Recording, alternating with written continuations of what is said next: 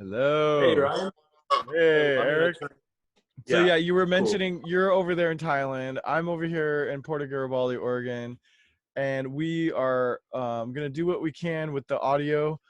There's some cicadas in the background for Eric, and I've also notified him that if the audio starts glitching out too much, we will click off his video and just keep the audio here. So hopefully that'll keep you all engaged, even if it starts getting a little glitchy here.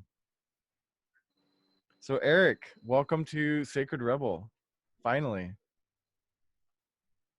Thanks, Ryan. Thanks for having me. Yeah, it's been a long trial and error with this rescheduling over the 14 hour time zone difference, but we finally got you on here. Yeah, it's like we do all these things to schedule things, and if it's all divine timing at some other level, some zoomed back view, it's all like perfect timing. Oh, I love that. Yeah, Yeah, absolutely. So how's things going for you over there in Thailand? things are going global situation wise. Like, Well, both that and personally. okay, global situation wise, because this is a little tiny island, it's life is pretty chill here. About half people wear masks, half don't. But we have events. Like you can have events now again Oh, for great. like been 2 months now. We've been regular events. Like you just go out and go dance and go to ecstatic dance, Oh, that's and great. it's all good. Uh, Mainland Thailand, I know, is a different story, so I can't really speak for that. I haven't been there, and if I were to go there, I'd have to like go through like checks and stuff to get back to this island. They're holding it pretty tight here, so Okay. I'm lucky to be on here. Personally, I just I love being by the ocean, and the Thai people here are just really nice, and then just the tribe of people that I've connected with here. It's like now we've got this kind of global situation where a lot of us are here because of it. We're still here. A lot of Yeah. us are way past our visas because of this. So we've got this extra little bond that's happening that brings us together, and it's really like having an awesome tight community. It's sweet. That's really cool. Wow, yeah. How long was your visa for, and where are you at now with that? It was initially 3 months, and then I did leave the country before this all hit the fan, and extended. So I technically had 6 months. When that 6 months ran out, I was supposed to leave the country. However, then that's when they gave us all these extensions to just let us stay. That's awesome. So it's kind of like it gives that feeling of being quote unquote trapped on a remote desert, remote island. Wow. But we're not trapped. Definitely glad to be here. So you're But not because trapped. You're not. You can leave. You just have been given permission to stay. yeah. That's great. And That's it. why would they give you permission to stay? Do they realize that by you not leaving, you're bringing some extra income to their economy, or what's the thought there? That's definitely the top piece to it. Yeah. The second piece to it is just because the situation is what it is. Some embassies are recommending, you know, to minimize travel or not travel. That's perfect. So I get a letter from the U.S. just yesterday that says, we're speaking for Eric. We would approve him to be able to stay if that's okay with you. That's great. It makes sense because in the U.S. embassy, what their diplomatic situation is probably like, hey, we don't want all our U.S. citizens coming back right now. They might bring the bug back with Yeah, them. and yeah, and because there's not new tourists coming here, they want the people that are here to stay. To stay. That's a Because wonderful situation. Wow. yeah, When the it world worked gets out. Yeah, along, I love that. yeah, right. And like what was that movie? When the World Stood Still. Do you ever remember that? Yeah, Keanu Reeves remade it, but it was like an original black and white from the 30s or 40s, 50s. yeah, I do And remember that. yeah, I remember the aliens' only condition was that we all had to get along. That's a nice condition. Yeah, I like that. It sounds If like you want our technology, you want our help, gotta get along. got to get along. I love that. I mean, honestly, as we're gonna this is a perfect transition actually, but as we're kind of talking about the world getting along and how the diplomacy has been changing for the, at least in your situation, for the better internationally. I just feel like if we're going to talk about aliens and why they haven't showed up and why we haven't gotten proof yet and all that stuff, which I hope we do tonight, I just want to say this, like, would you want some of us humans, the way we are evolved right now, flying around in space with the keys to these spaceships?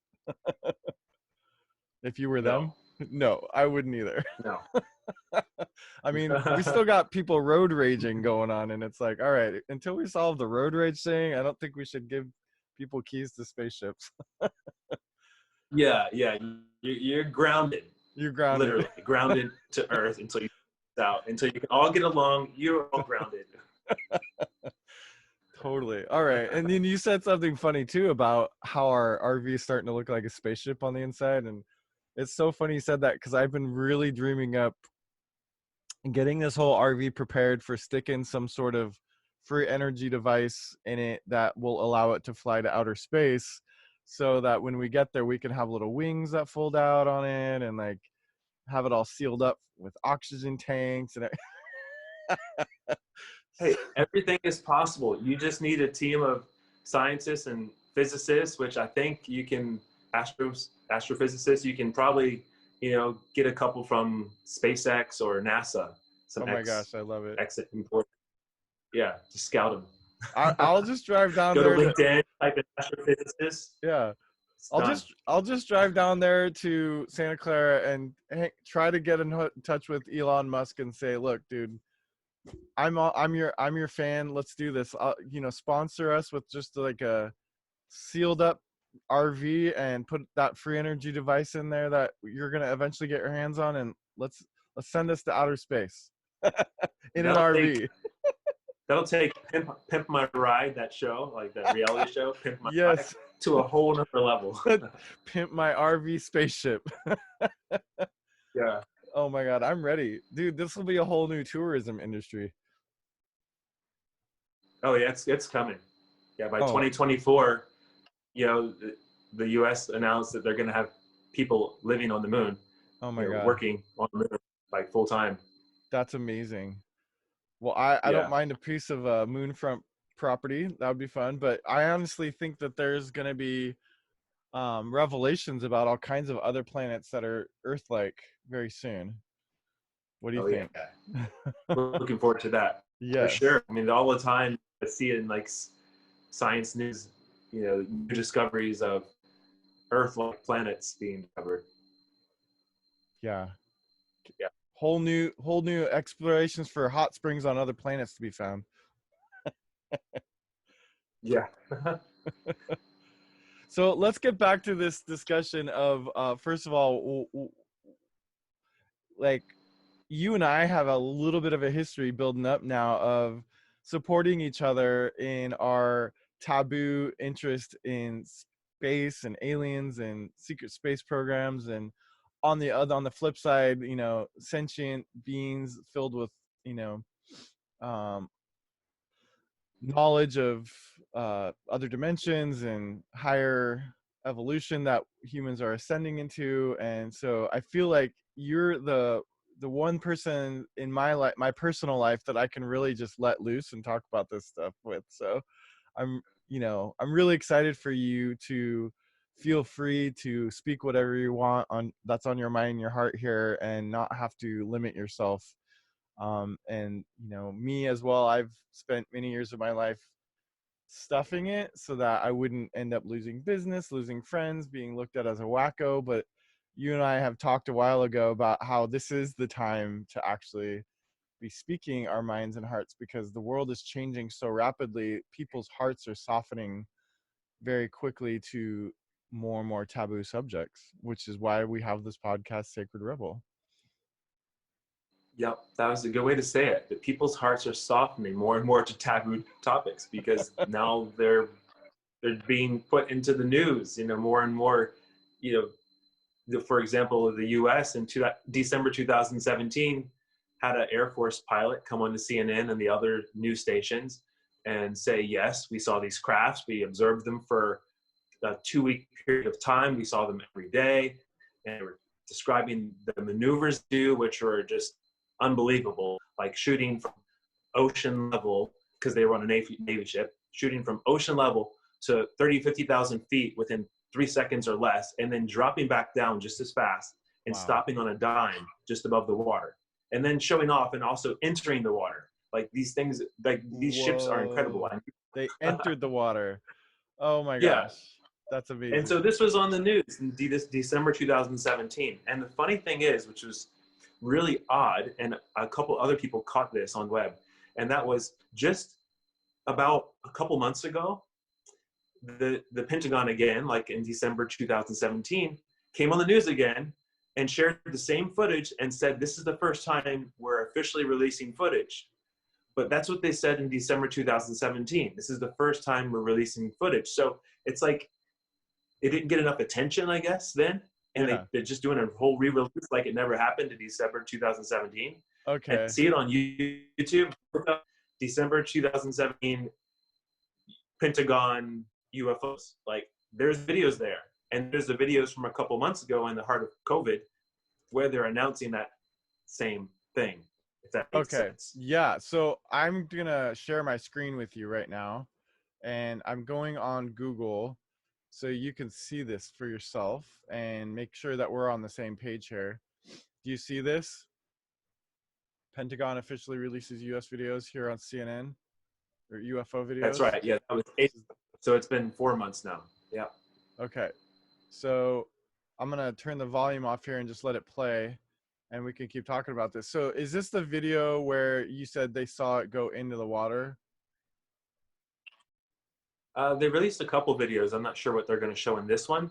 They don't actually have video of it going into the water, but they have video of them, following this object with the camera.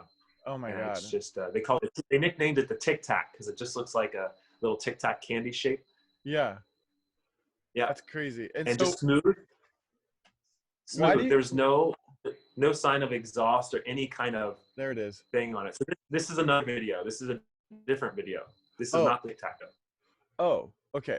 But it's still part of the videos they released at the same time. Okay. So let's stop this one. And what should I Google to find the one you're talking about? It might even be in that. I would say just go with this, with whatever it comes up, because I'm not sure. Okay.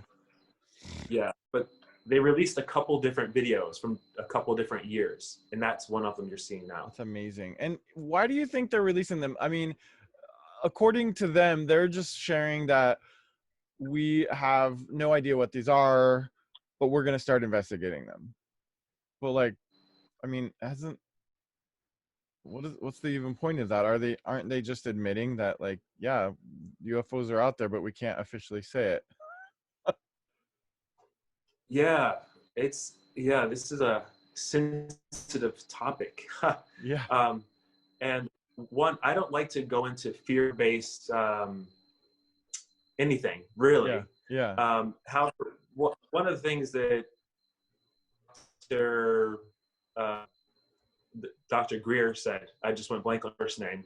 I totally know his name, but Stephen Dr. Greer, he's in all the Stephen Greer, thank you. Yeah, he's in all the UFO documentaries. Yes. And he started a study back in like the 90s to search for extraterrestrial intelligence. Right. He's consulted governments on the topic that come to him and ask him about this topic. And what he has said is that there's the possibility that the government, and I don't know if we go here, so cut this out if you need, but okay.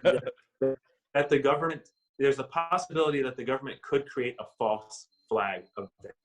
A false flag event is something that there's documents that have been released that have been leaked that talk about, governments of the world talking about false flags. What false flag events are is it's like raising the flag and saying, hey, there's something here, but really it's not. I'm not giving the best description of that, but if you look up false flag events, you'll get the description of that. Okay. But basically it's saying like there's a possibility of them staging a fake alien threat, just like if you were to stage a fake terrorist threat for the purpose getting permission to go in and extract oil or resources from that country. But on the surface, they're saying it's because they're bad people. But it may not always be the case. Yeah. That's just what I've heard. And again, don't go into fear about that. It's just something to be aware of. Okay. But we do have friendly extraterrestrial beings that are around us and are supporting us. And there really is nothing to fear. But as to why the government, U.S. government, is releasing this information and really trying to get it into us, it's a mystery. I don't really know why they're doing that. That's just one theory. Yeah. This is awesome. Okay, so on that note, Trump and his son were on an interview recently, and his son grilled him about aliens. Basically, and here's a Fox News story about it. Can you see this? I see it. Did you hear about this interview? I heard mention of it, but I hadn't actually looked it up. Okay, so this is what his son, Trump Jr., asked him in the interview. He said, "Before you leave office, will you let us know if there's aliens? Because this is the only thing I really want to know. I want to know what's going on. Would you ever open up Roswell and let us know what's going on there?" Trump Jr. asked. And the president responded, "So many people ask me that question. There are millions and millions of people that want to go there, that want to see it. I won't talk to you about what I know about, but it's very interesting." That's a cool quote there. Yeah, I won't tell you, but it's very wink, interesting. Wink, wink. And then he says, "But Roswell is a very interesting place with a lot of people that would like to know what's going on." So then Trump Jr. further pressed his father on whether he would declassify details about Roswell. And the president said, "I'll have to think about that one." I mean, it's clear, on these things that these people are saying. They're not saying it, but they're saying it very clearly. I think that's exactly what the president just did with that statement when he said it's very interesting, because technically he didn't say anything, but he gave enough of a gray area that whatever rules bind him by whatever shadow government has told him to keep it quiet, he felt like he could say that and it wouldn't break the agreement. I don't know. Yeah, that's right. And there's a video clip of Obama on Jimmy Kimmel's show. Okay. And when I asked him about it, Obama says it's something like, we're not supposed to say. We're not he supposed just said to say. Like that. We're not supposed to say. Oh my God. I mean, that's with this nice little grin on his face, really clear. And then also Hillary Clinton was on the same show, different episode, but same show. And she made reference to it as well. Oh my God. What was her reference? Do you remember? Oh, I'm not remembering now. I feel like it was similar to Obama's. Okay. Yeah. But it was during the Clintons were in office is when they released the FBI vault. Okay. The FBI vault where so the Clintons were pro, and I'm a supporter of the Clintons. I'm not saying I'm supporting any of these people. I'm just sharing stories. Yeah. Just want to put that disclaimer out there. But the Clintons are pro, what's the word? Disclosure. Yeah. Pro disclosure of UFO information and extraterrestrial information. And so during their time, they had the FBI vault created. Yeah. FBI vault is literally a site. If you Google it, FBI vault, it comes up. It's an official site of the FBI, of the government. And people on the internet now have gone through these documents and found the interesting ones. So if you do FBI vault UFO, and you'll actually find direct links to these documents. For example, Roswell, the document there, people's names are blacked out, but you can read about crashed craft with extraterrestrial beings that were 3 foot tall. Wow. So there's all these documents on the FBI vault. I mean, okay, so I'm here. Do you see that I'm here on this page? Where would I go to find that document you just mentioned? How would I find that? Like just type in Roswell? Oh, well, that would be searching through thousands. So yeah, try that. It might come up on their search. If not, you just have to search on Google. Roswell UFO, part 1 of 1. Okay, that looks like they're using Google. So let's see. Oh yeah, there it is. That's the document. That's, No way. that's the document. Yeah. Thank you for sharing this with me. I've always wondered where that original document was. And when they, you know Yeah. how And they there's other always say documents. that they changed their story. So I was like, well, where's the original story? I've never had proof. So here you go. Yeah, because there's some law that after a certain amount of time, certain information is supposed to be just made public, and that's what the Clintons will. From what I understood, the Wow. Clintons saw this, like, all right, we're going to create the FBI vault, and this information is now public. That's great, Eric. Thank you for sharing that. All right. So by the way, I'm going to put all these links in the show notes. So if people are needing a link, that'll be there.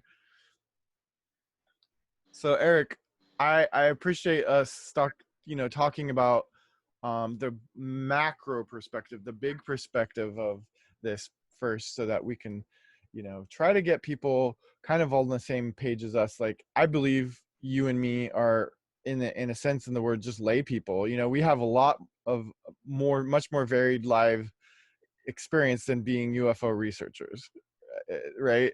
Like that's like Yeah. basically the least of what we do in our lives. I mean, you're a web designer. You have years of experience as a spiritual teacher and mentor and all kinds of other things, but you're very techy, and this is not what you do for a living, right?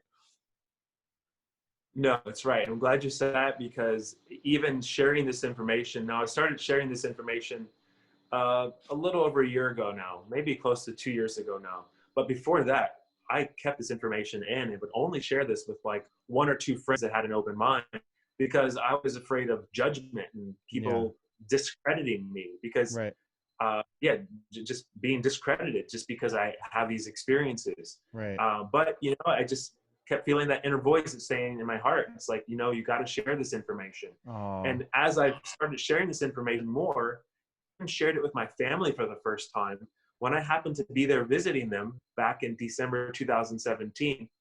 That was when or was it? Oh no, this was more recent. But when I went back to visit my family, happened to be, I'm watching the news with them, and here you go, we're in Virginia, the state of Virginia at the time, and Yeah. and then I just kept feeling that pull to share this information. And I shared it with my family as well, who had a pretty open mind to it. It just happened to be when I was there visiting them in Virginia that we're watching the news together. And at this point, I'd already shared this with them, but we're watching the news. And what comes on the news is the Virginia senator and other senators being, uh, I'm just losing my words right now, but they were talked to, that's the best word I can find right now, by the Air Force, and giving procedures of how to handle UFO sightings. And the Air Force, they were talking about the Air Force making whole new guidelines of how they're going to handle these types of situations, and that they're taken seriously. And all this talk about the senators being addressed on UFOs, basically. Wow. And so I got to say, you see, I'm not crazy. This is on the news right now. Wow. You see? Wow. So that gave some validity to me on this topic. Oh my And seeing God. that, okay, the government's talking about it. It's coming up in the news. Yeah. You're not just crazy. Because a lot of people that I've talked to have had experiences like me are a bit frightened to share it just because of judgment, because of Yeah. the taboo topic, less and less. So what did your parents used to say about you, and what do they say now because of that night? They've always known that I'm a bit of a black sheep, a bit strange in all the best ways. As I'm sure anyone listening to this, you're probably the same. I am the same. Yes. So, at first they're just interesting, it's interesting, or okay, but what I went into further was ancient history. It's like when you connect it to things that people are more open when you can actually connect it to grounded things. So when I Wow. go to, Yeah. I connect to ancient cultures. I've watched most of the documentaries out there on ancient aliens, I say in quote, Yeah. but on ancient history, it's just ancient history, really. If you look at any ancient history, any ancient culture, cultures that are separated by thousands of miles and thousands of years, all about the same stories. We had visitors that came from the skies. The word heavens is the sky. So we had visitors that came from the sky. Yeah. They came down, they landed, they taught us things, they taught us, architecture, science, medicine, they taught us things. And these are cultures all around the world, in Africa and Mexico and Australia and North America, the Native Americans, literally all over the world. Wow. And not only do they talk about visitors from the sky, they say specifically where these visitors came from.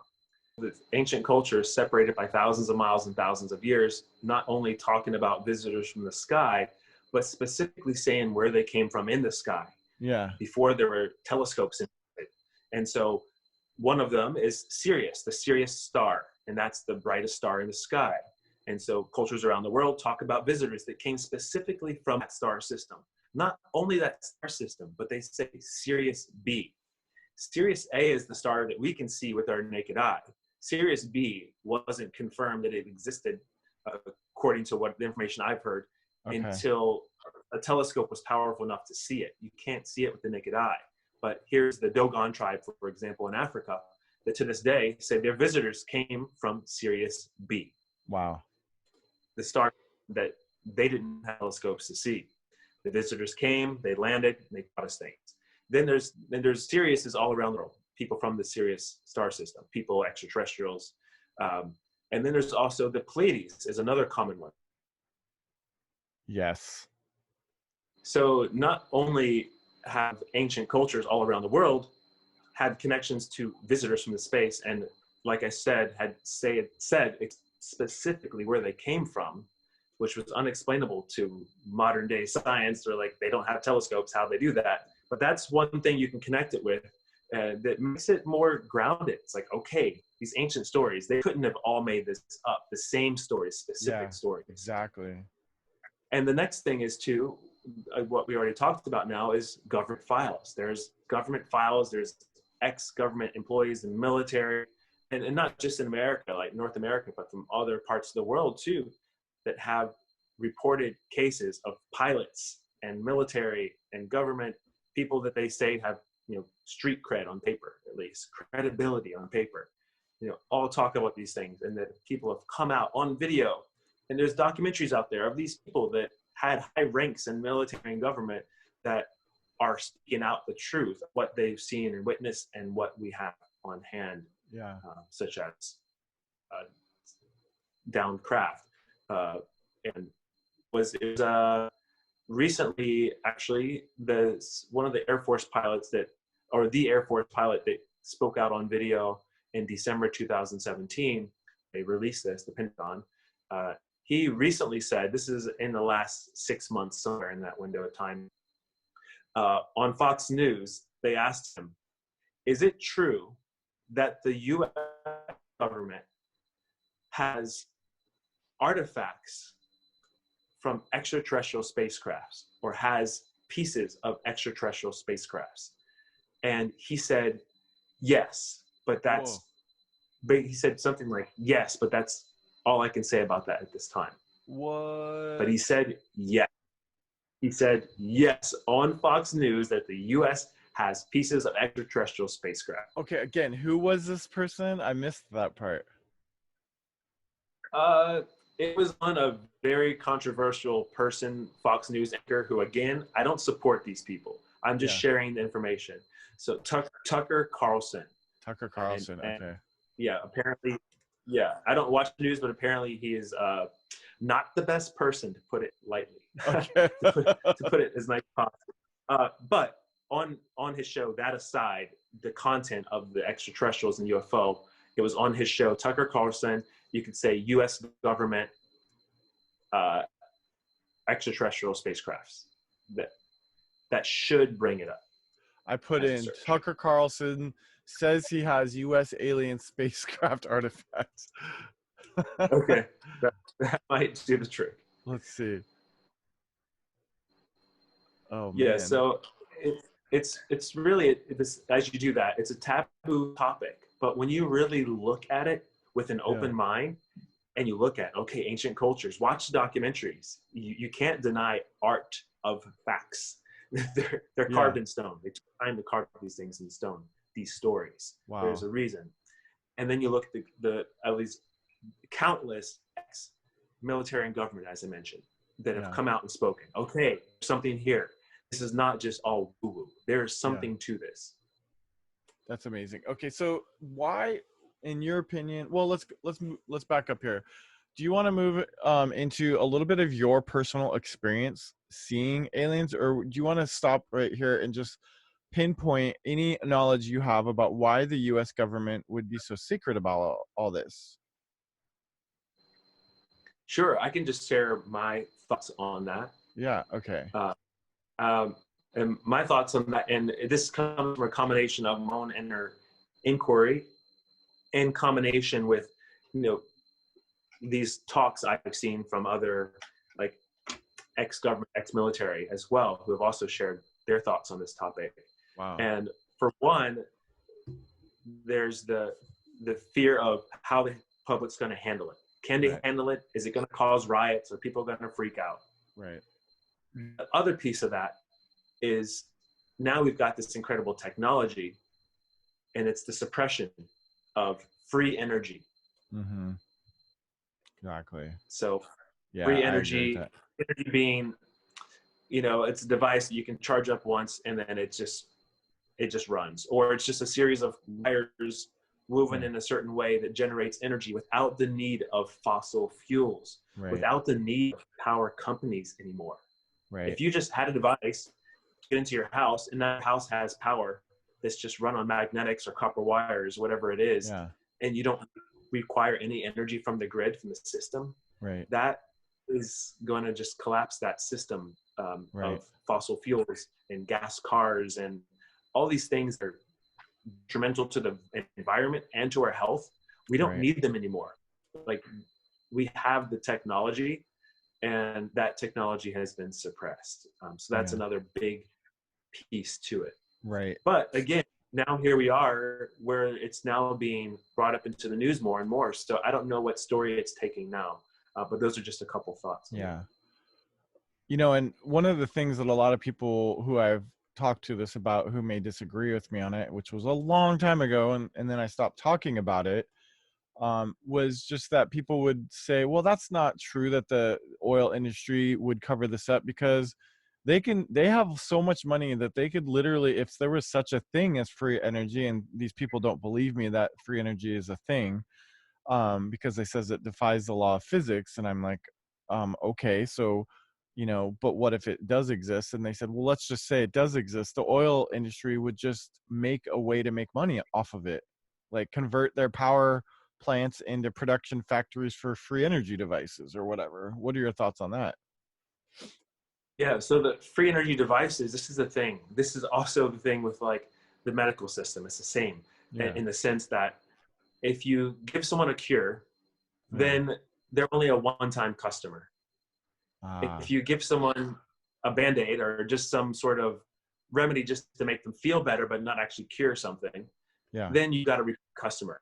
We've got recurring revenue.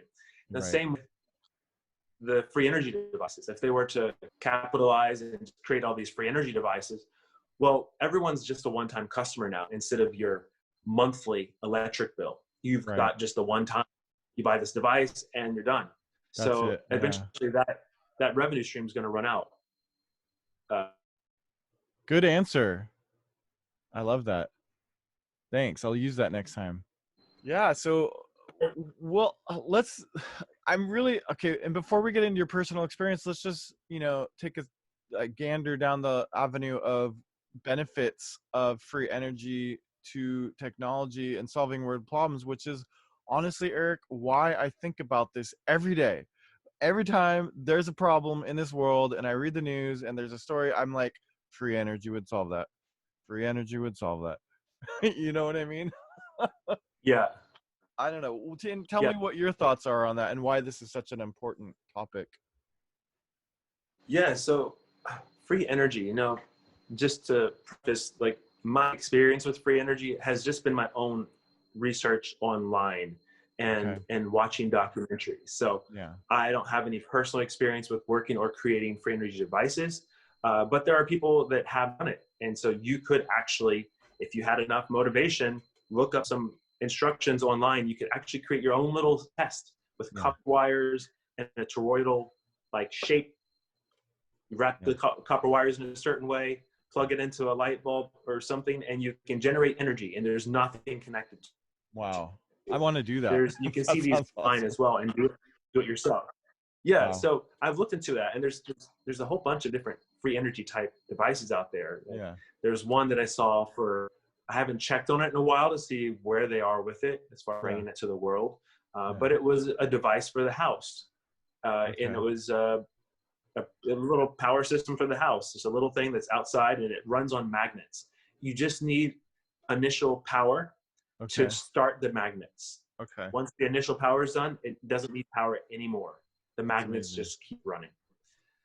And so the implications for the world are, we don't have to have cars that are running on fuel, Right. and we don't even have to have cars that are running on electric batteries. Like, that's a better option, but it's Right. still not the best option. Right. We could have, for example, this is getting a little bit different from free energy devices, but hydrogen cell cars, Right. where you have them. At one time I looked it up. You can find kits online to convert your car to run on hydrogen. You have to be really careful with that, Yeah. because Yeah. hydrogen is explosive. But Right. there's certain ways to do it safely.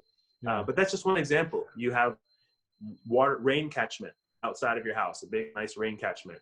You have that water that goes through a machine in your garage, which extracts the hydrogen, and then that runs your car. So you're running your car on rainwater as an idea of just this type of technology. But free energy devices where, batteries that can regenerate themselves. I remember years ago seeing a team that had created, or scientists that had created this battery. So like a AA battery, any kind of battery, you can apply this technology to any battery. But the battery worked on some sort of elements that would decay and then regenerate. Again, I'm not a scientist myself, so the language may be off, but it was this battery that would just continue to run itself. It would continue to generate energy within itself. So we clean up the environment, we could clean up our health, because we're breathing in so many toxins, which is why a lot of us are doing detoxes to detox heavy metals system and other plastics and things that are not supposed to be in your body. If we were running clean energy, again, we wouldn't have fuel in the air. We wouldn't have to do all this mining into the earth, which is, for one, taking land from some people, and also it's just not the best for the earth to extract such high amounts of minerals. Right. So this is not a topic I specialize in, so I'm a little stumbly on it, but I have looked into it enough to see that there's something there. This is real. If you look into it yourself, it's real. Yeah. It's there. There's people creating these devices, and there has been a suppression. There was I don't remember the name of this documentary, but I think it was either something Proctor. Okay. The last name Proctor, from like the company Procter and Gamble. Yeah. But I think his last name is Proctor, and he put out a UFO a documentary with his wife. They also had Nassim Harameem on there, who is an incredible physicist who has described the mathematics of oneness and described the mathematics of the universe. He's continued some of Einstein's theories. Wow. And so he's on that documentary as well. And they talk about the suppression of free energy. So I think if you were to type in Proctor free energy documentary, that might do it. It's been a while. Okay, I think I watched that. He was living in Santa Cruz at the time. Okay. At same time I was living there, and that's when that movie came out.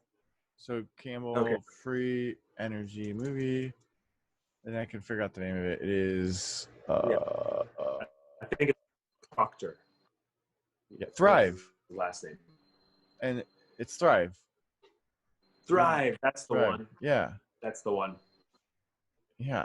So I think I think it's free out there on the internet. Yeah, it is. Yeah.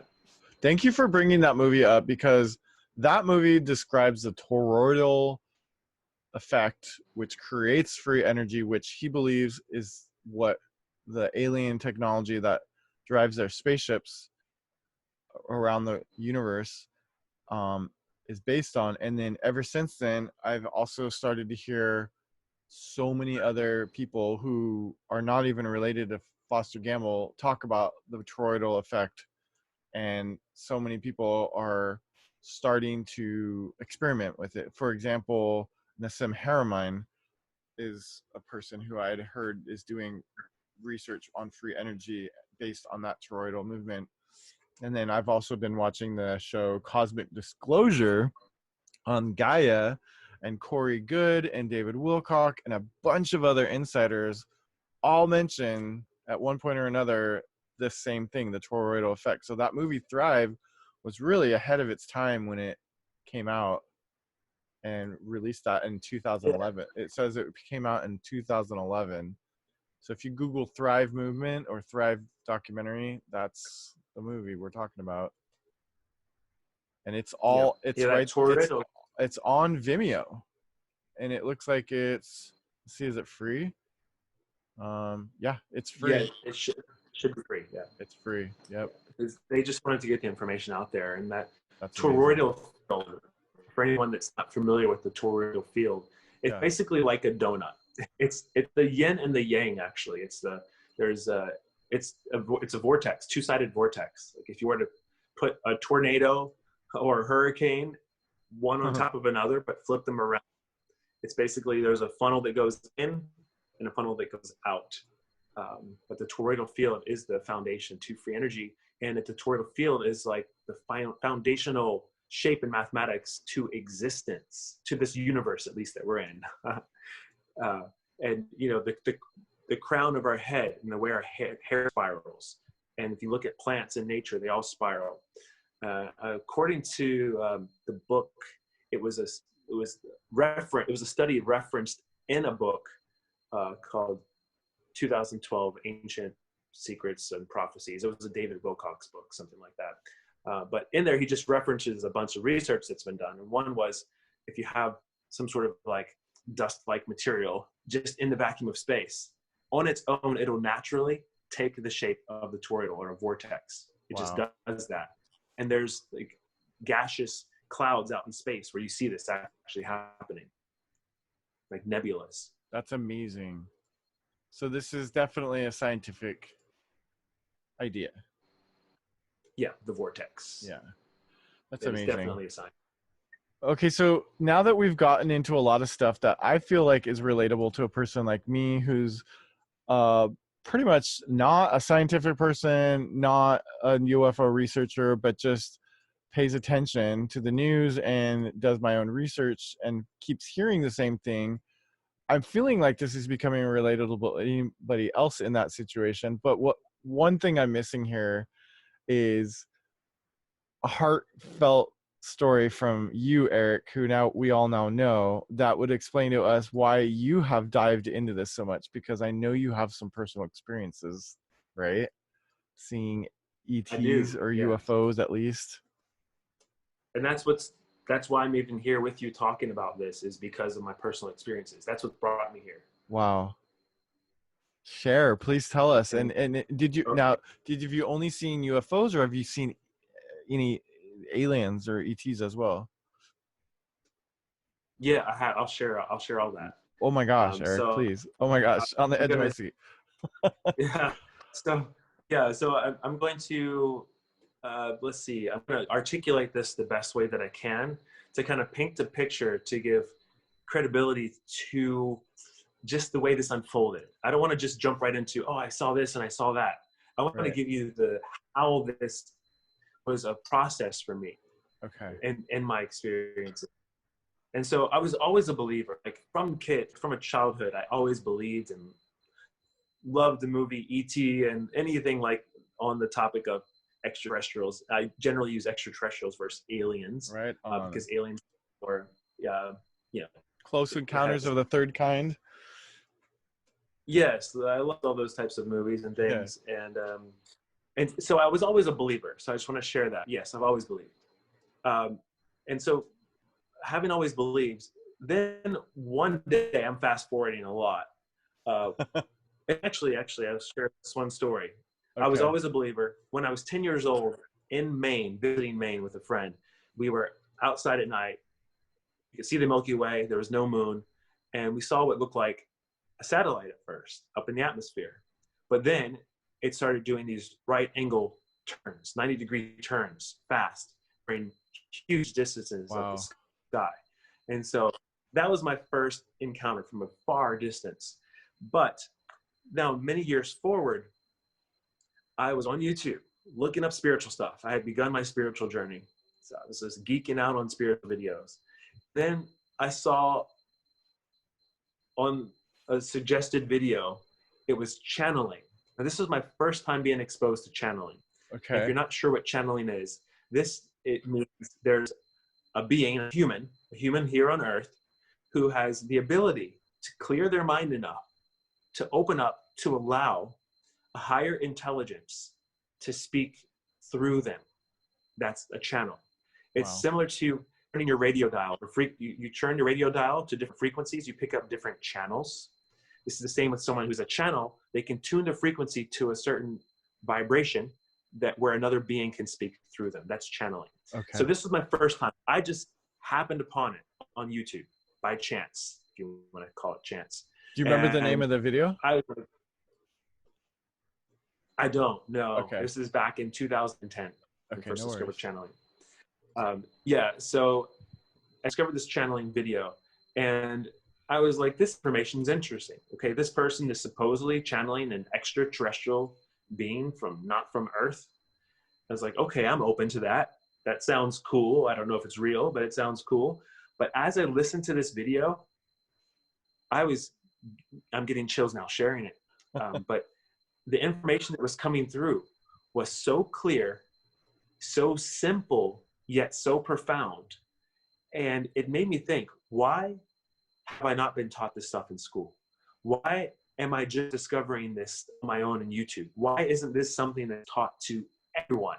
Because it was just practical knowledge, practical guidance towards living the best life, towards having peace of mind, towards being at ease, towards knowing that all well and that you can create your life with your own will and intention, and just all these empowering things, self-empowering. And so I went down the rabbit hole, watched tons of channeling videos, got so much information, and not just listened to the information, started to apply the information to my life and saw that, wow, these tricks and little tips, life tips I'm learning from these supposed channels of extraterrestrial beings is helping my life. And I'm not being asked for any money. This is just free information. It's profound and making positive impacts on my life. So I was like, got my attention. So I was like, this must be real, like, because it's helping me. And then I discovered documentaries on ancient history, which I talked about already. I won't go into all those because there's so many, but one is a History Channel series called Ancient Aliens. It's been popular enough. I think they're like past 14 or 15 seasons now. But it just shows all the ancient artifacts, like what I already mentioned. So now seeing this channeled information, which is profound, life-changing information for me, seeing the ancient cultures all talked about this and already having a belief and an interest, I'm like, wow, this stuff is real. At this point, I start to realize this is real, and not just believing, like, this is real stuff. and then at that point, also discovering at the same kind of around the same time with these documentaries, discovering all the ex-military, ex-government, blah, blah, blah, ex-pilots that have all, and current pilots that have talked about this information and what they've seen. So now I've got this picture that's forming of like, wow, this is real. Here's evidence all over the place. And long story short, moving forward, getting into the experiences, one day I started having dreams. And so I discovered channeling in 2010. Then it was like in 2011, just a year after that, I started having dreams of extraterrestrial beings. And they would look from different types of species of beings. Some looked more human and some looked completely not human. And I would see ships and also be on ships. And these ships would often be a repeated ship. It'd be the same ship, something that I know and reoccurring. And these, I'll say in quotes, dreams felt more real. They weren't just dreams. They felt so much more real. Wow. It wasn't like things were whimsical and dissolving. It was very normal in a sense, other than the being in front of me is from another planet or another dimension. And those dreams were always just informational. They were very just straight to the point. I would just get a one-liner or a couple sentences. I'd wake up and write this information down and apply it to my life. I was being taught in my dreams from these extra beings. Yeah. So I'm like, wow, these experiences are interesting. So then I got to a point where I'm like, I know you're real, extraterrestrial beings. I know you're there. I know you're real. It's written all over the place. Now I'm having these dream experiences where you're teaching me in my dreams. Now I want to see you. And I said this inwardly because they're highly evolved telepathic beings. Okay. They can receive your information. Wow. It's like when you dial a number on a phone, when you just have the intention and your focus is intended on connecting with a certain being, it's like dialing their number. You're calling them. And so I said inwardly, I would love to see you in my waking state. Ooh. Clear mind, drugs, no alcohol, no medicine ceremonies to see you. I want to see you just in my clear, pure, awake consciousness. Beautiful. No drugs, no alcohol, no altered states. Just pure state no of mind. States. Awake here on earth, clear mind. Yeah. And so I said that inwardly. And the reason that touches me, Eric, is because I have seen this stuff, but I was on ayahuasca when I saw some of this stuff. So this is cool. Yeah. And and that is still valid. I just want to say that. Okay, thank you. It's these plant medicines are getting our own ego out of the way so we can tap into what's already here. So those experiences under plant medicine are real, just as real as my experiences with the clear mind. So I said that intention inwardly, and I don't know how long it was after that, but then one day in 2014 in Hawaii, myself and 3 other friends get out of the car at night at our house in Kauai, and without even speaking, we just all turn and look at this object in the sky as if we knew it was there, but we didn't. We just turn and look at this object. It's a glowing white orb of light.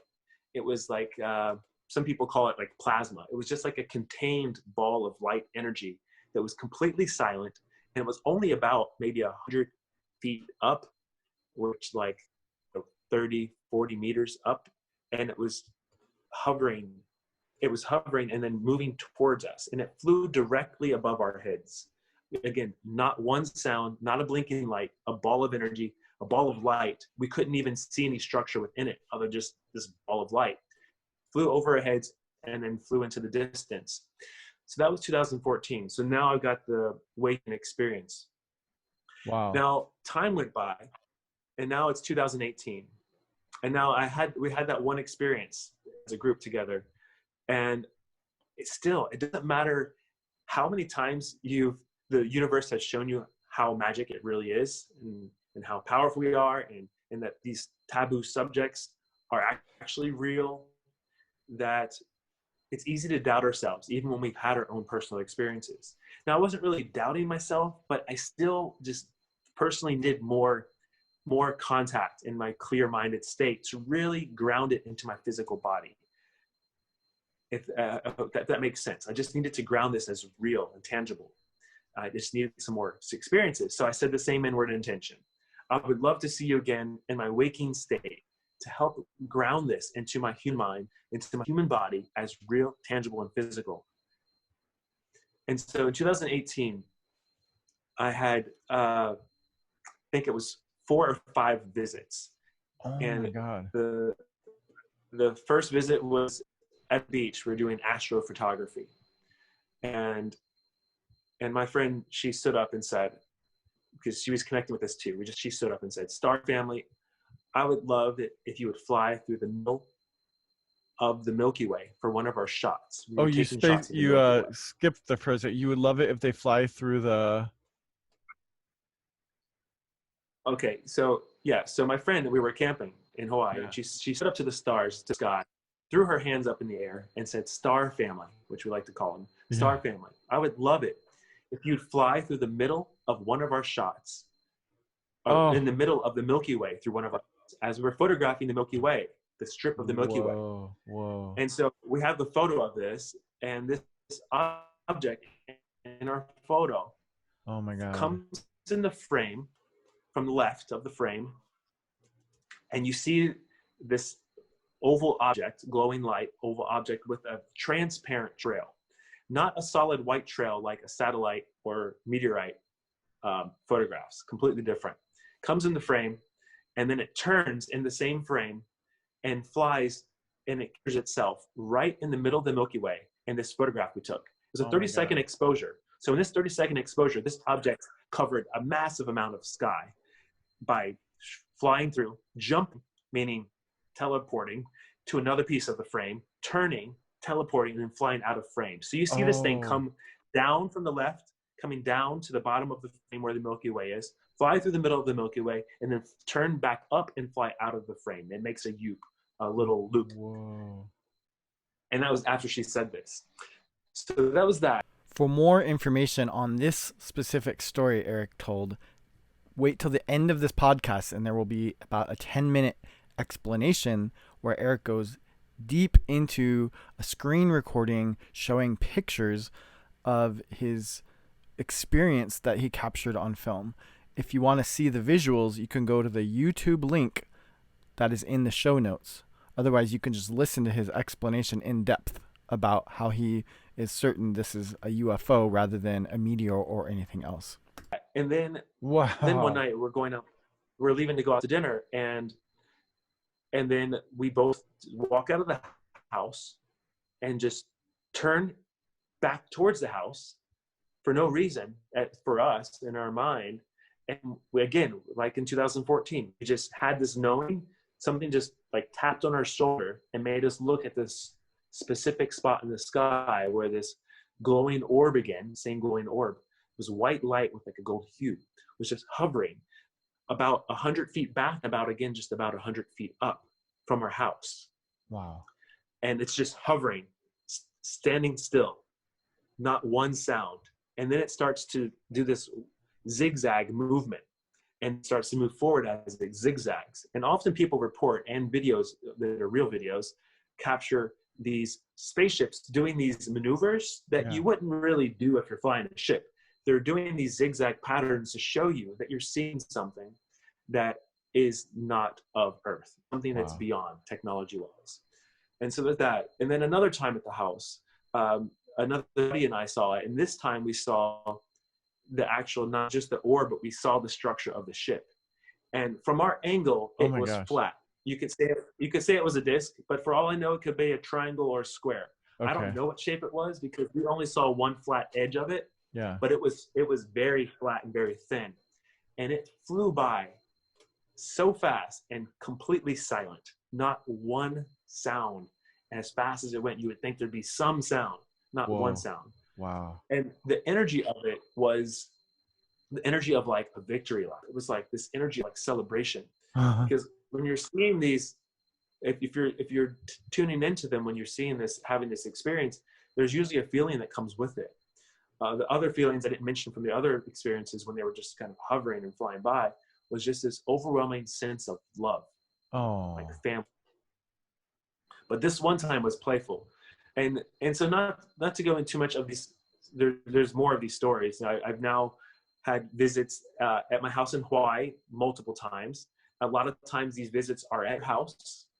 And even if they're happening in your dreams, a lot of times you'll dream that you're at your house and seeing this spaceships visit. That's a place you feel comfortable usually. Yeah. They're usually going to show up in a place you feel comfortable. Not always, but often. And so now that I've got comfortable with it, they started showing up. And then also in Bali, I lived there for 6 months and I had two ships in one at the same time simultaneously visit. Oh my God. And there was another friend there with me. There's only one time when I've had a ship show up by myself. Every other time, which is a total of 7 visits now, 7 times I've seen ships in my clear waking state. And I've always had a friend there, at least one, except for one time. Wow. And the most recent time was here in Thailand, a number of months ago. And there was about 15 of us that saw it all together. Oh my gosh. I want to sign up And for a so hangout with you, Eric, and seeing a UFO. yeah, and I just shared, like, so I've now had seven times where I've seen these ships in my clear state. Oh my gosh. But if they showed up every time that I wanted to see them, like, they wouldn't have a life, because so, the chances of you hanging out and me seeing it, it's possible. But yeah, it's been 7 out of like 1 million times. That's amazing. And those 7 times, did you do anything different? No, but usually it's when we're not expecting it. Okay. Can you still hear me? Yeah, I can still hear you. Okay. Yeah, it's usually when you're not expecting it, because these, I'll just say, beings, they're loving and supportive, for one, and they don't want to have you build a dependency on them. Right. So the times when I've been asking is when I let go and I forget about it, then they show up. Interesting. But there is a thing about having an initial intention and an initial invitation. So if you feel called to have these experiences, you want to set the intention and invite them in, knowing that you're only going to welcome loving, supportive guides. So I'm going to use the word guide right now. I've used a couple different words: star family, guides. So here's like a little mantra you could say to yourself if you want to set an intention. That's loving, supportive spirit guides or star family. I would love for you to show up. I would love to see you. Loving, supportive spirit guides. I would love to see you in my dreams, to get to meet you. And I would love to remember that dream. Loving, supportive spirit guides. I welcome your presence and guidance in my life. It's just some sort of intention and invitation. I love that. That's great. I love having a little bit of an intentional script kind of too. That's helpful, because sometimes I feel a little silly in my, I've listened to Dr. Stephen Greer say that, the basis of his work with ESETI, or whatever it's called, it's like the search for intelligent extraterrestrial life, that he has taken into a new form, where he brings groups out and does exactly what you're doing, Eric, and we'll just set an intention and they'll watch the skies, and they have a pretty high success rate of having visitations. And he said, but it really boils down to meditation, entering a clear state, and then reaching out to these beings because they're actually listening. So, but I've never really tried it because I don't really know what to say. So that was really helpful. Thank you. Yeah, it's like, these beings don't want to impede our free will. And here's the topic that a lot of people will say, well, why don't they just come here and help us? Why are they just letting us suffer here on Earth? Right. And this is because we're on a free will planet. We have free will.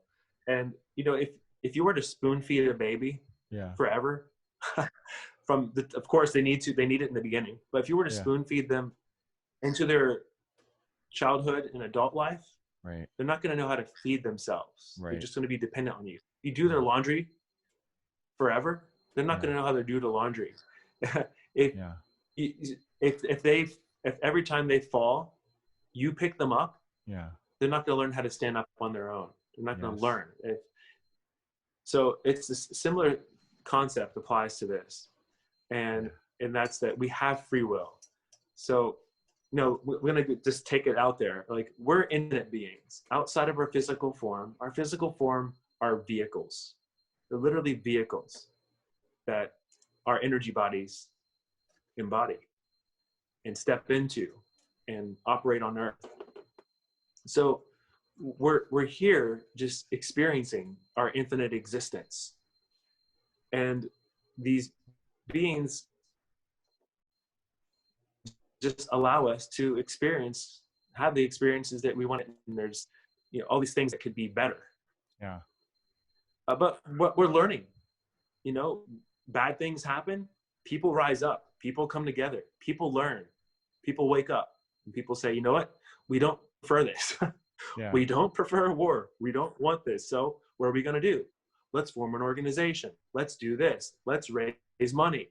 Let's teach people peace. Let's start educating kids when they're young on how to handle anger, how to navigate life, how to navigate emotions. I So love that. on our own, we're learning from our own mistakes. So it's about learning from our own mistakes and adjusting and growing from there. Now, where these beings can help is when someone sets an intention, sets an invitation or sends an invitation.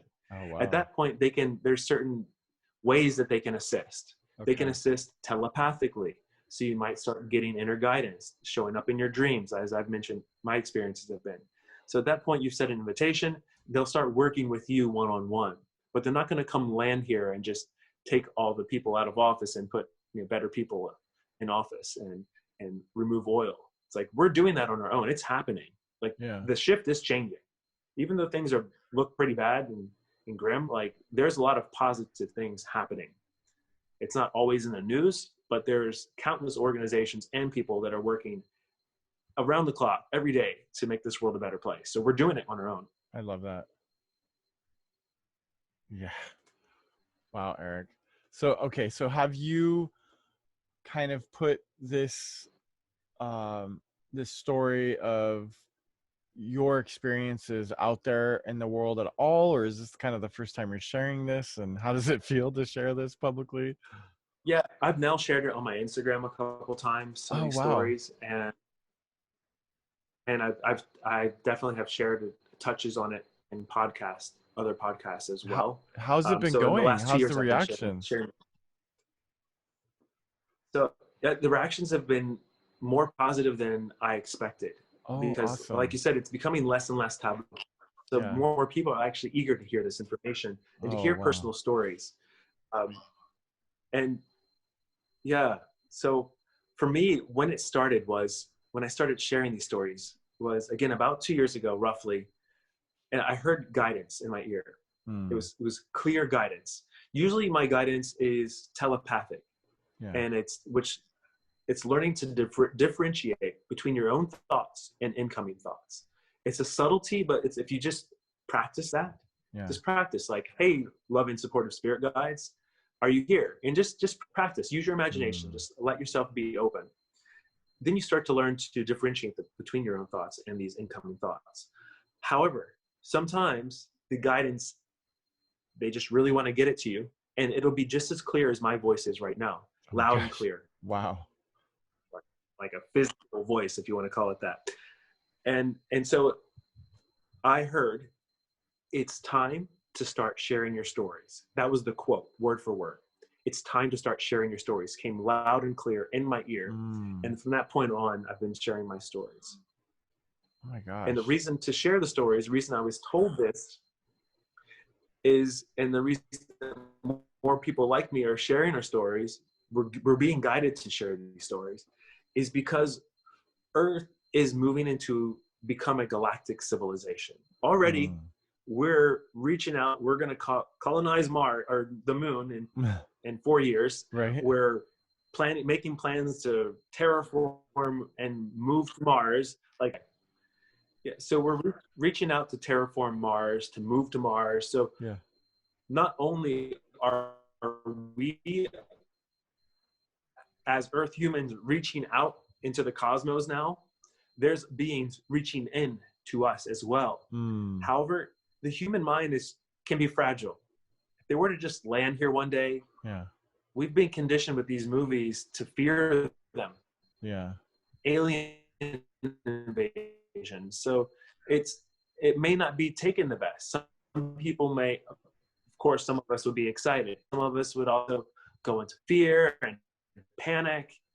And there might be riots. There's all these possibilities ready for open, clear contact on a mass scale. The increase in sightings over the years, the increase in sightings has been exponential. More and more it's showing up in the news even.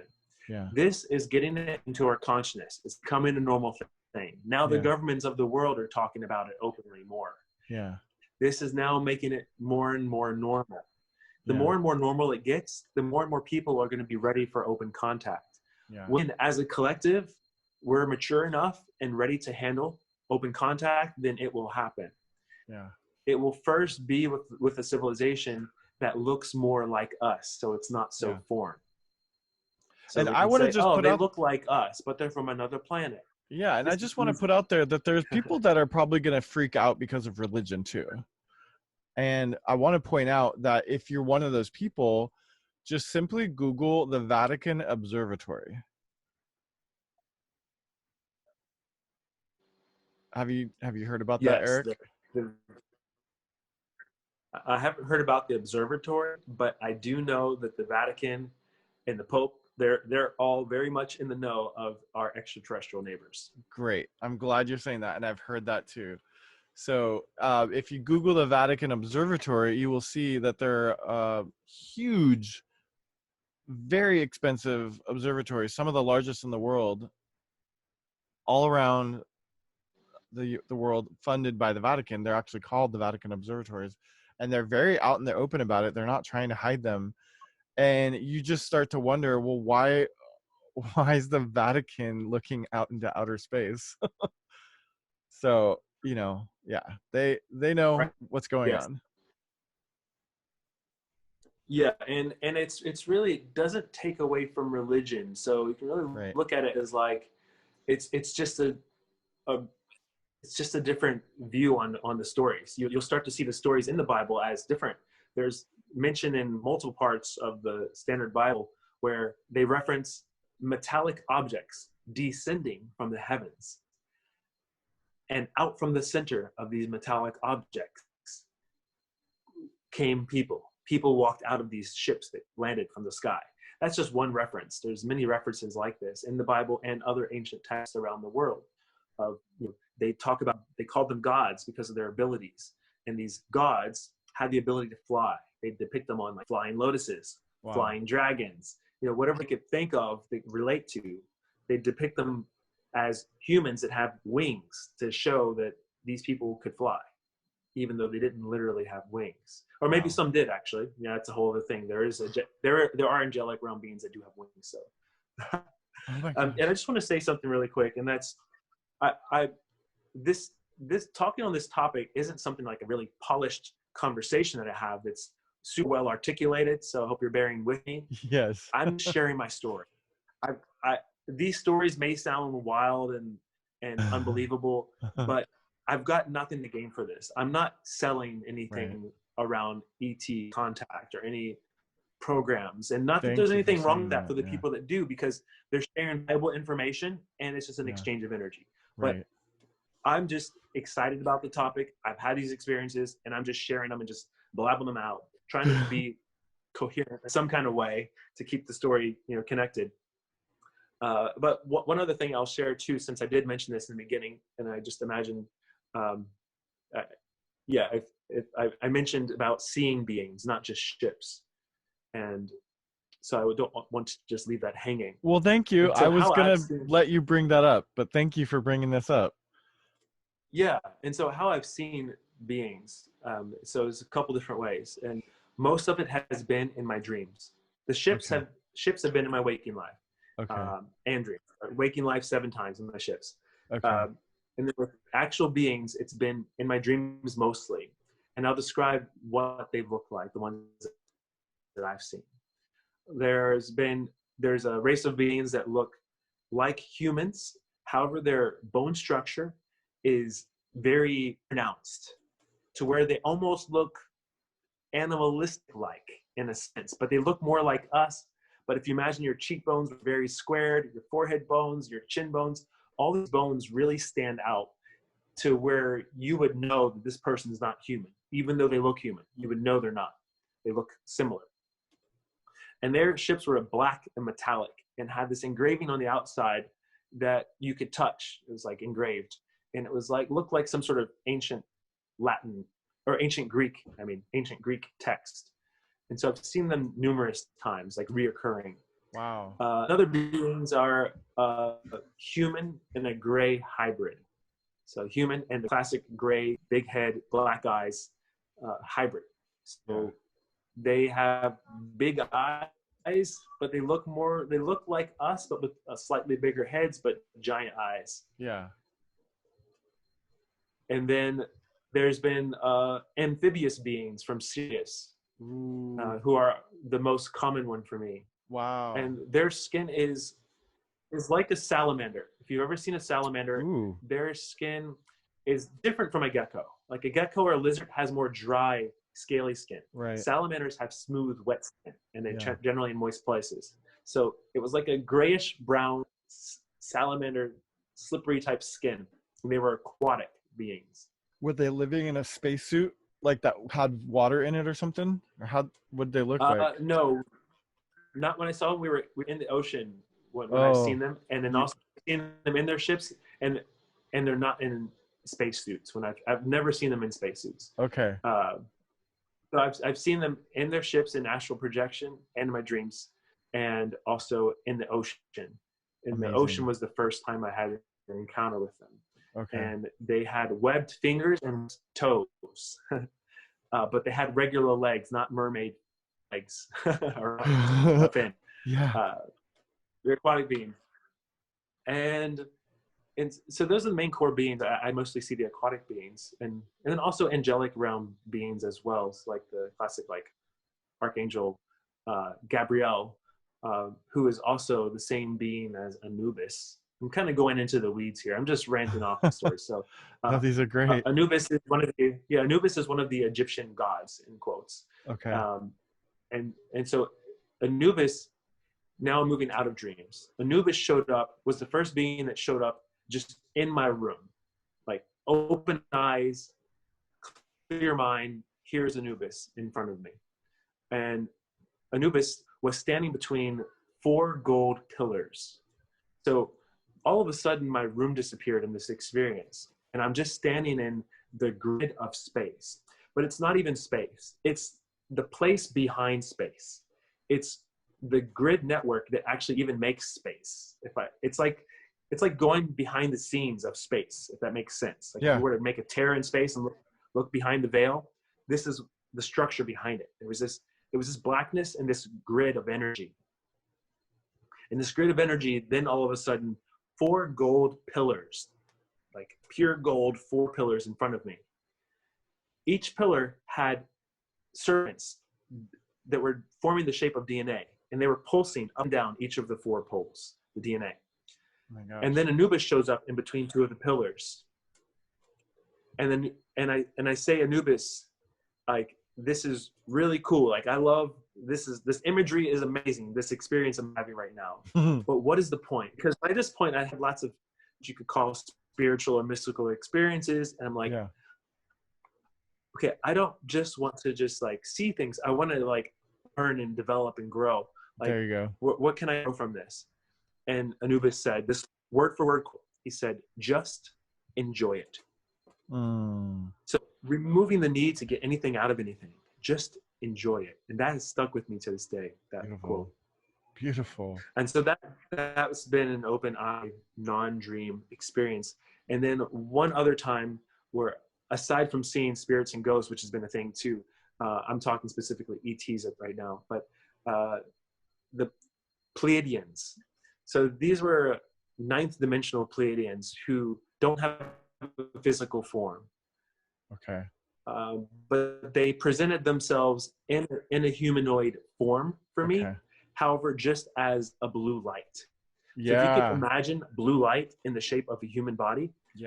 2 beings in the moment that I invited them showed up as just blue light human form beings. Wow. They showed up in a form that was familiar with me, that I connect with. And again, just that feeling of love. And you might welcome in these experiences, ET contact, seeing spaceships. And if you're not getting them, don't get frustrated. You'll have these experiences in your own time when it's perfect for you. If there's any fear around it, they're not usually going to show up. As you get more comfortable on this topic and less the fear, then that's more of an invitation for them to show up, as they don't want to invoke fear. Yes. That's beautiful. So have you heard of Gene Roddenberry, the creator of Star Trek? No, I don't. I didn't know his name. Okay, the guy that created Star Trek, his name is Gene Roddenberry, and there's a lot of mystery surrounding the information that he had to create the show. I mean, it's more than just an inspirational creative vision, because a lot of the technologies that he presents in that show, a lot of the ideas, you know, the galactic federations, the different cultures, the ships, all of it really vibes with a lot of insider information about the secret space program and what they've been learning and all that stuff. So interestingly enough, back in 1997, he came out with a show called Gene Roddenberry's Earth Final Conflict. And it was like somebody had given him like full funding and free reign to go and do something that was way off track from what they were sharing in Star Trek. And it's very intriguing. And I highly recommend anybody who's interested in all this stuff that Eric's just talking about to watch it. For example, one of the things that is the main part of the show are these blue like human beings that don't have a physical form and who can turn their energetic bodies into an actual human to make themselves more pleasing to look at for humans so they can interact with us. So that's interesting you just brought that up. Oh, yeah, I love how I just referenced the universe. I love how the universe will validate experiences that we've had. You know, have your own inner Yeah. experience. Then you Yeah. hear someone like Ryan talk about a show that talks about what I just experienced, and I hadn't even Yes. seen that show. That's Or amazing. you stumble on a book that answers a question for you, you know, that you had going in your mind. It's just, Yeah. it's the universe is always there to confirm what we're experiencing. Yeah. So true. Well, that's beautiful. And that's exactly why I'm continuously strung along this path of interest with these topics, because I'm not just a geek and a sci-fi fan. It's more of that, like, I'm actually just a normal dude who really tries hard to just live my own life as a layperson, but I'm constantly a sensitive soul who is in a way an empath, and my heart feels things. And when I start seeing, you know, one thing leaving a crumb trail to another thing, I don't forget these things, and they just keep, you know, mentioning themselves to me. Like, you know, David Wilcock brings on this show this guy named Corey Good, who starts talking about these blue orbs. And I've read a book about this woman in the Russian tundra who lives off the land, and she has been in contact with Russian or like blue orbs. And that was the book Anastasia, Ringing Cedars of Russia.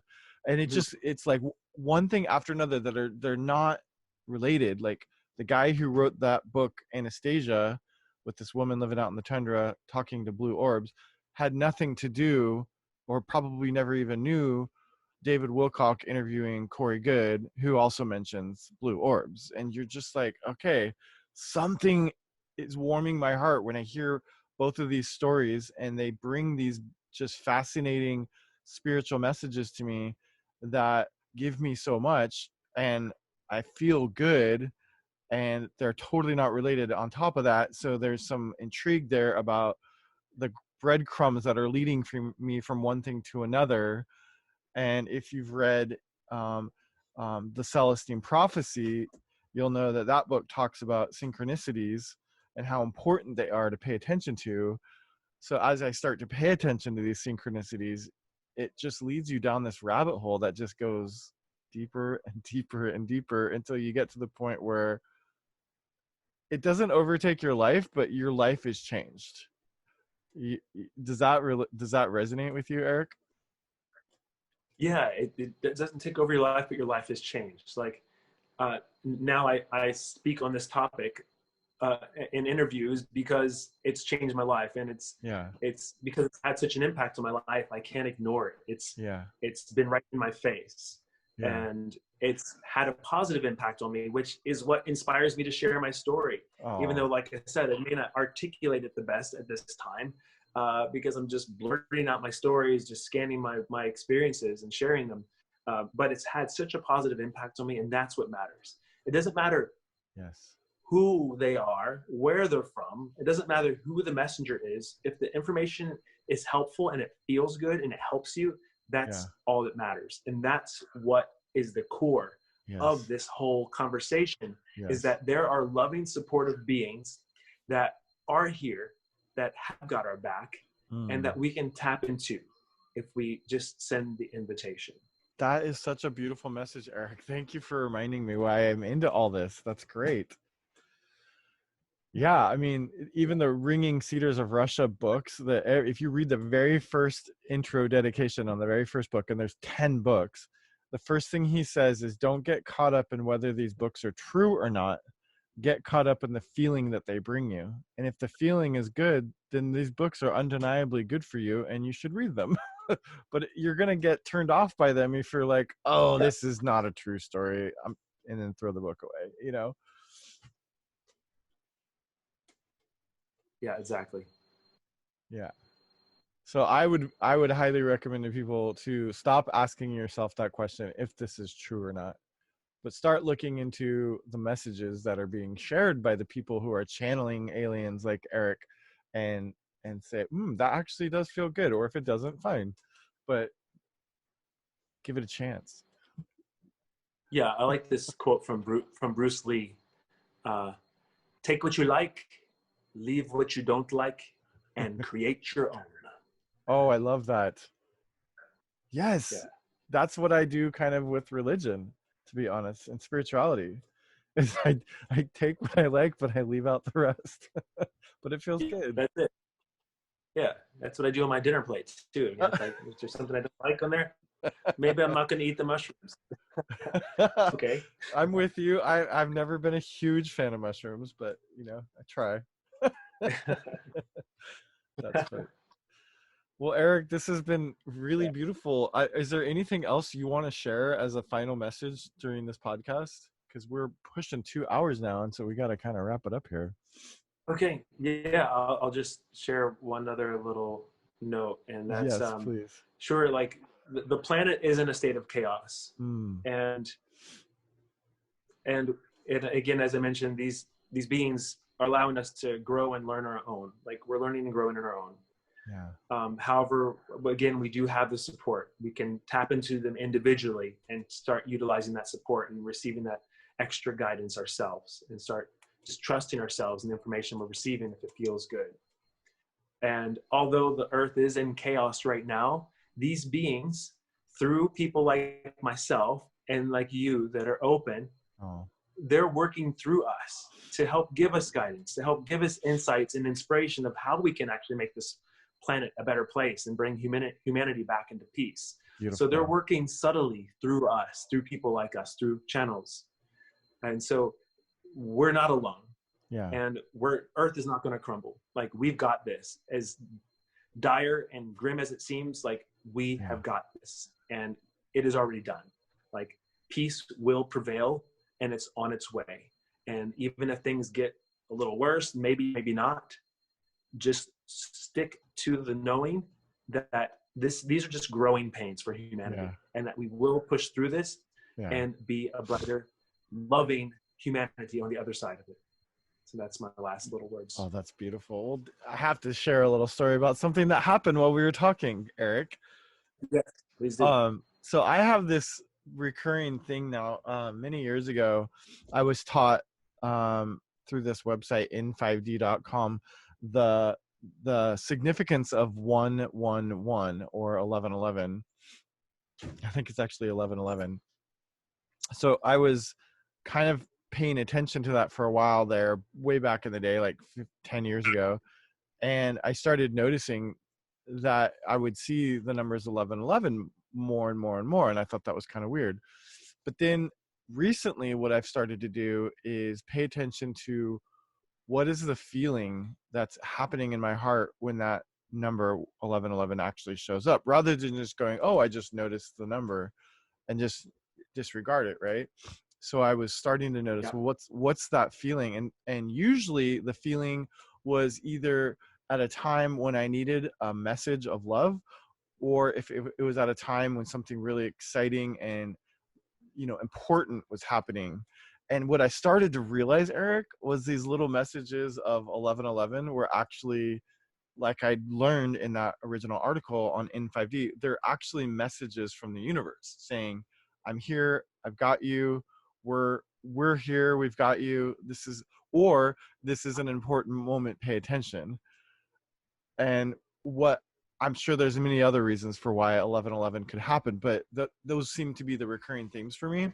So during this interview, Eric, about halfway through, I guess, maybe a little more than halfway through, obviously, I looked up at the Zoom meeting timer for the first time just to kind of check and see how we were doing, and it said 1 hour, 11 minutes, and 11 seconds.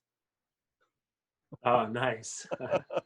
And it gave me the chills Yeah. because it was at a time during this interview where you were talking about something related to what you just said, where it was more on a macro level, how important these sightings are for us as a species to kind of pay attention and know that there are a whole host of beings out there that are good and that want to help us but can't.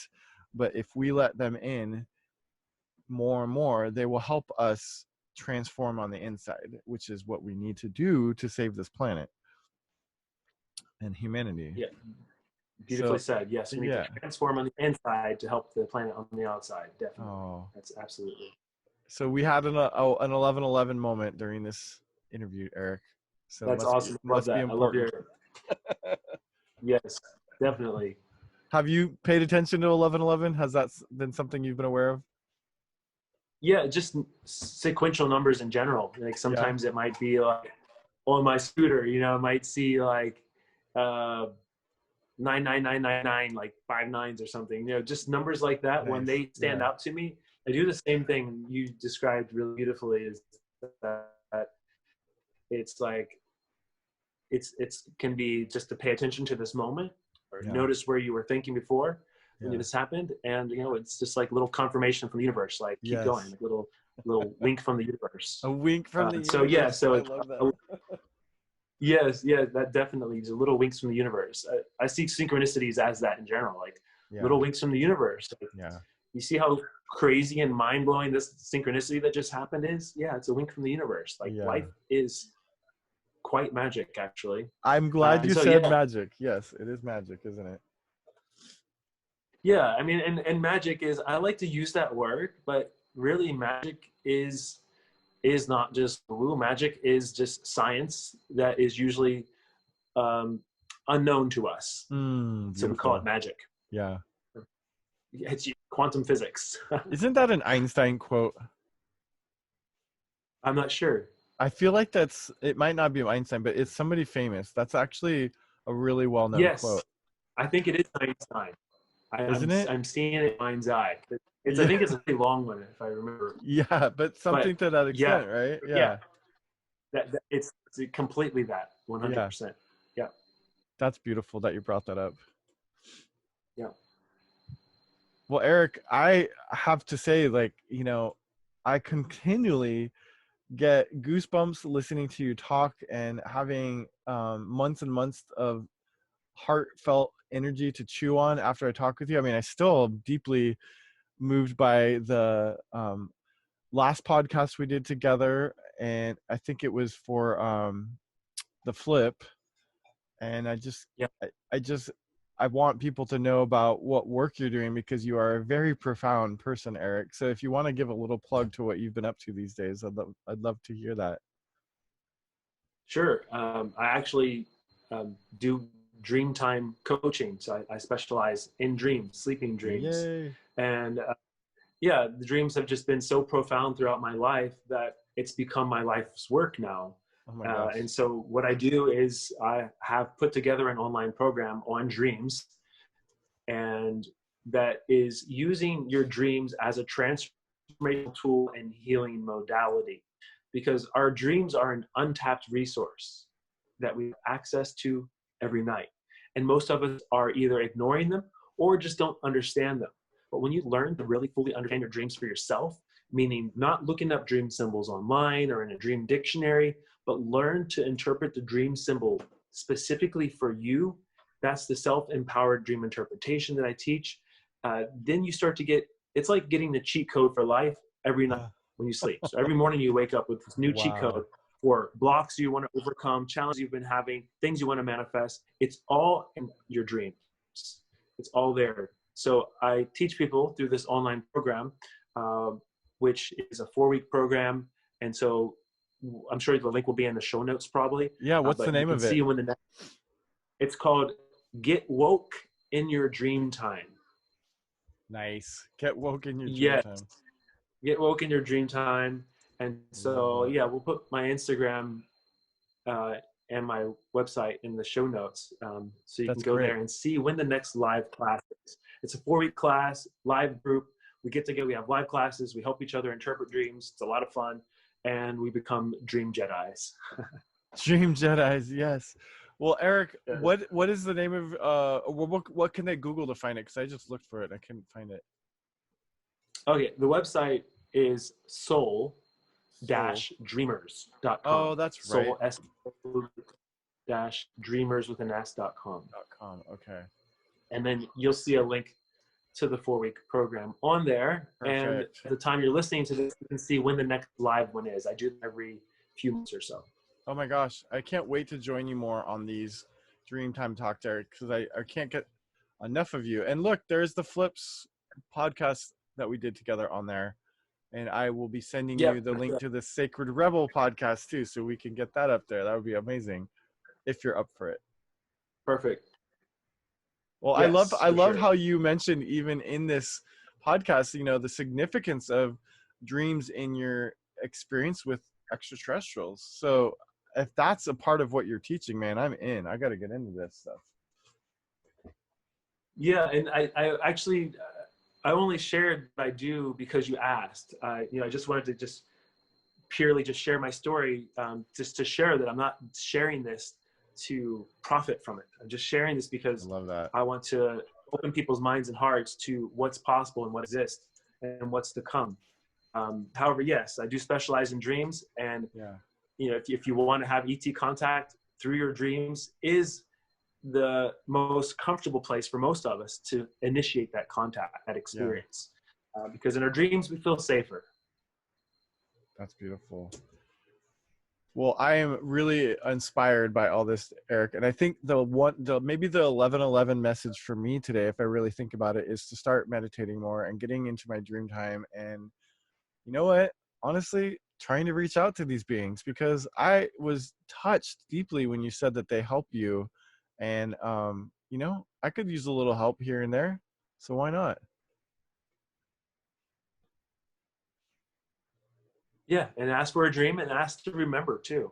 Like loving, supportive spirit guide, Star Family. I would love to connect with you in my dreams and to remember the experience, because a lot of times we have these experiences, but a certain part of our consciousness is choosing not to remember them. So you can ask to remember them, and you will at the right time for you. Beautiful. Well, it's been awesome to chat, Ryan. It's been a beautiful conversation again, Eric. Yeah, thank you so much. Yeah, thank you. And I guess we'll talk to you later. Okay, sounds good. Be well, my friend. All right. Bye. Bye. So right now, we're going to have about a 10-minute add-on bonus clip where Eric's going to explain through his screen recording software some visuals that he shows you about what he captured on film with the UFOs going across the screen. And you can either listen to this or click on the YouTube link in the show notes to actually see the visuals he's talking about. Enjoy. So this is the shot here. You can make your screen or turn your phone sideways to make it as large as you can see it. Better even viewed on a computer, so you can see it even larger. But we were camping and doing some astrophotography, 30-second exposures, so capturing all the light that happens within 30 seconds time. And also with a Sony A7 on a tripod and 24 to 70 millimeter lens all the way at its widest point at 24 millimeters. So what you see here at the bottom are actually the top of small trees in the shot. And so in looking at this shot, the first thing we noticed was this one here in the middle, and I thought we caught a meteor. And then we noticed this one here on the left, and then we noticed this one here on the right. And so, being a skeptic, of course, I try to rule out all the different possibilities. Although the dorks that we are, we did actually ask for a UFO or a spaceship to fly through the Milky Way. So depending on your beliefs, we did ask that, and this is the image we have. So what is it? Who knows? But we're just looking at all the different possibilities.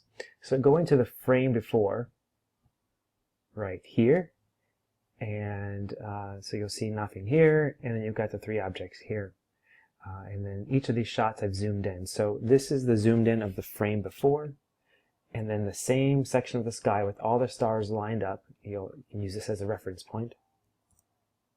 And here's the object. So again, looking at this area of the picture, of the video. So before, first frame, second frame. And so you can see something moves into the shot that wasn't there before. And so here's a little bit of a tail you can see as well. Okay, and then going down to, now moving over to that second or middle object you saw in the first picture. So this is again the picture before and after. So again, all the stars are lined up. You can use this as a reference point. They're all lined up. And then now focus in this area. You'll see this first frame, and then the object moves into the shot. And you see its tail here. Okay, going down to the top right, the furthest right object. Again, stars are lined up in both of these images, frame before, frame after. So you'll see here, it comes into the shot. And there it is, and you can see its tail here.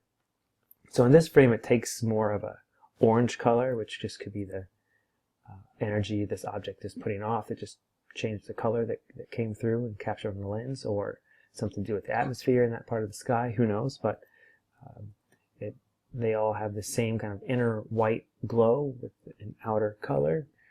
So again, here's the one in the middle, very round object, and here. So the objects and the tails are all pretty much the same.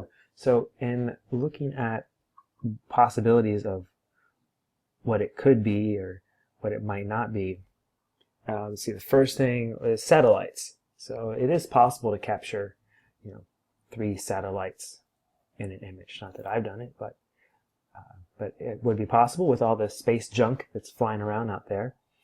However, for the chances of them being, the same, looking basically identical, same size, tail length, the chances of that are very unlikely. If it were a satellite, it would have to be 3 different satellites due to the different directions. Satellites don't turn, they just stay in their orbit. Then as, of course, a meteor.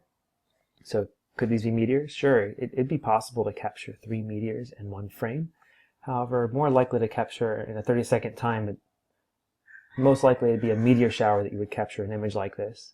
There are no meteor showers happening at the time, at least not known. However, in this shot, we did not at one time ever see meteors in that short a period of time. We did see some.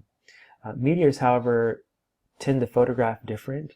If you capture a big fireball meteor, the ones that kind of last a while and a big glowing ball, they could look something like this. However, the chances of capturing 3 large fireballs like this, unlikely. And again, if this were a meteor shower, these meteors would likely not be coming from the same source in space because they're going different directions. Meteor showers are all going the same direction because they're usually thrown out and blasted through space from a collision of some sort, collision or explosion. Okay, and then another option is like maybe it could be smudges on the lens. So maybe there's 3 smudges on the camera lens that then distorted the stars that were lined up with the lens. However, as you saw before, these objects did not exist in that part of space before. So new objects coming into the shot that weren't there before. So it's definitely not a star or smudge on the lens. Let's see, another thing, maybe 30-second exposure, tripods in the sand, perhaps the camera got bumped, but in that case, you would see a slight line. All the stars in the shot, every single one would have some sort of tail or smudge. So definitely not that. Now go into some images of actual other photographers' satellites and meteor images. So this here is a 30-second exposure of what they call an iridium flare. Just a fancy name for a satellite that doesn't, with some satellites you'll see go across the sky as a steady light moving. And some satellites you don't see, then you'll see a flash blink, and then a few seconds later you see a flash blink, and a few seconds later you see a flash blink as it's moving down the sky. It just kind of blinks on and off. And that's because it's rotating and reflecting the sun every few seconds. And so this is one of those where the point that it rotated and reflected the most sun is right here where you get that flare. And this is the tail end leading up to that light and then trailing off that light of rotation. So that's that. And this one here is another iridium flare, a longer one. So right here at this point you can see, not the highest quality image, but right here there's a brighter point. And that brighter point is where it rotated and again reflected the sun at its brightest. And gradient tailing into and off of that rotation. And then here we have an image of this is a satellite image. So in this satellite image, you'll see it just shows up as a straight line. So there's no ball at the beginning or end, no kind of jet stream type trail effect. It's just a straight line of light. So this is a satellite that's not reflecting the sun on rotation. It's just its whole body, satellite body is reflective the whole time, so you see it move across the sky. Thus you get a straight line. This one here is the International Space Station. Same effect as the satellites that you just see glow across the sky. So again, it's just a straight line. You don't actually see the shape of an object in there. This is just some more iridium flares. You see they kind of have that, just a little bit of different tailing off and gradient of light on both sides. This is an actual meteor shower. Lots going on here. But again, you don't really see a ball with these or any kind of object at the leading edge of these meteors. Meteors kind of have a similar effect where they'll often have less light or more light at certain parts in the trail that they leave. And this is because it hits the atmosphere and then there's a burst of light as the meteor breaks up and then ultimately dies out and fades away. Here's another meteor shower picture. This image is apparently too small to zoom in, so same concept as this one here. And so there we go. So ruling out all the things, all the possibilities, it is very highly likely that this is some sort of craft of some sort, not satellite, not International Space Station, not a meteor, not any kind of camera error or effect. But likely could be a one image, actually one object moving across the sky and not three different objects. So you've got the movement in this direction and then a turn upwards. And then there we go. So use your own conclusion. Come to your own conclusion.